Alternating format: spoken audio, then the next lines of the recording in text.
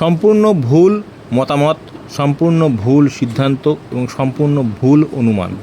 বন্ধুরা, ফার্মে বাচ্চা বেশি নিলেই যে বেশি লাভ হয় এ কথা একদম সত্য নয়। এ কথার কোনো বাস্তব বা সায়েন্টিফিক ব্যাখ্যা নেই। হ্যাঁ, এ কথা সত্য যে আবহাওয়া ভেদে অর্থাৎ শীত, বর্ষা, গ্রীষ্ম ঋতুতে বাচ্চার পরিমাণ কম বেশি হয়, সেটা নির্ভর করে আবহাওয়া এবং পরিস্থিতির উপরে।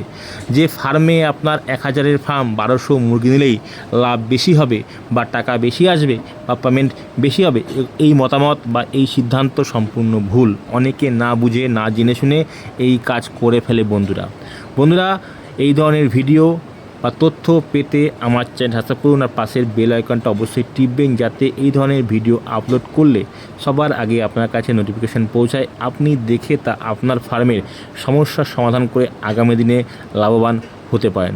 বন্ধুরা, মুরগির বাচ্চার সংখ্যা নির্ভর করে সম্পূর্ণ আবহাওয়ার উপরে।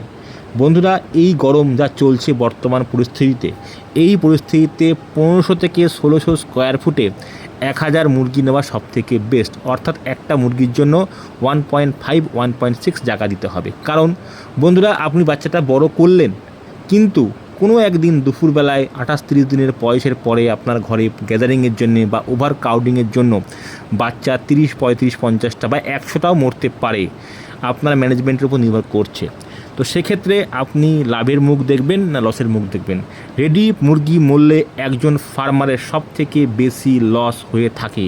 বন্ধুরা, একটা জিনিস জানবেন, কোম্পানি একবারে 100 ফার্মে বাচ্চা দিচ্ছে, সেখান থেকে 10টা ফার্মের বাচ্চা যদি খারাপ হয়ে যায় আর 90টা ফার্মে মুরগি ভালো হয়, সেক্ষেত্রে কোম্পানির লাভ কিন্তু হয়ে যায়, লস হবে ফার্মারের। তো ফার্মার সব ক্ষেত্রেই মরবে বন্ধুরা। এটা গেল একটা দিক। এছাড়া আপনারা খেয়াল করে দেখবেন, শীতের সময় মুরগির বাচ্চা গায়ে গা লাগিয়ে বসে থাকে, কিন্তু গরমের সময় বাচ্চারা কিন্তু ফাঁকা ফাঁকা হয়ে বসে থাকে, ঘরে হাঁপায়। তো আদর্শ খামারিরা এবং ভালো ফার্মাররা অবশ্যই গরমকালে কম বাচ্চা নিয়ে থাকে। এটা বুদ্ধিমানের পরিচয়। কারণ যদি ওই 1000 পাখি আপনার বেঁচে থাকে, তাহলেই কিন্তু আপনার সেই 1200 মুরগির মতো পয়সা আপনাকে সে দিয়ে যাবে। আপনার এফসের ভালো হবে, মাদের বড়ে ভালো আসবে।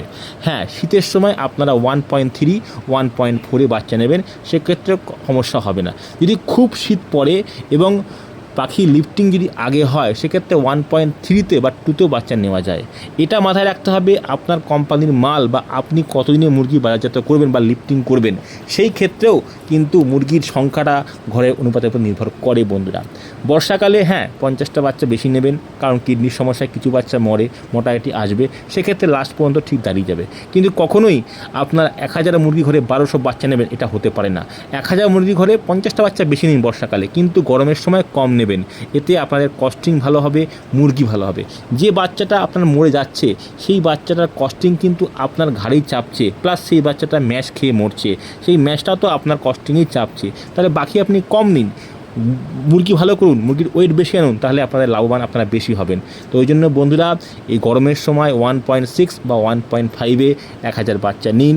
শীতের সময় 1.3-1.4 1000 বাচ্চা নিন।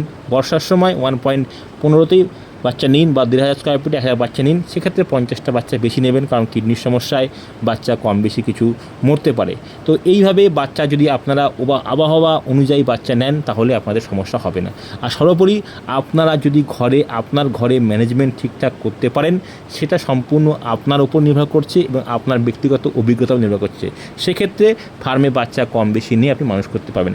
আর একটা ভুল ফার্মার অনেকেই করে, পুরো ঘরের অনুপাতে মুরগি ঘরে নেয়, কিন্তু কিছুটা জায়গা বা 100 মুরগির জায়গা বা 200 মুরগির জায়গা ম্যাশ রাখার জন্য বা অন্যান্য জিনিস রাখার জন্য ঘরে আটকে রাখে। সেক্ষেত্রে তো ঘরের জায়গা কমে গেল। বন্ধুরা, এটা অবশ্যই খেয়াল রাখবেন। নমস্কার।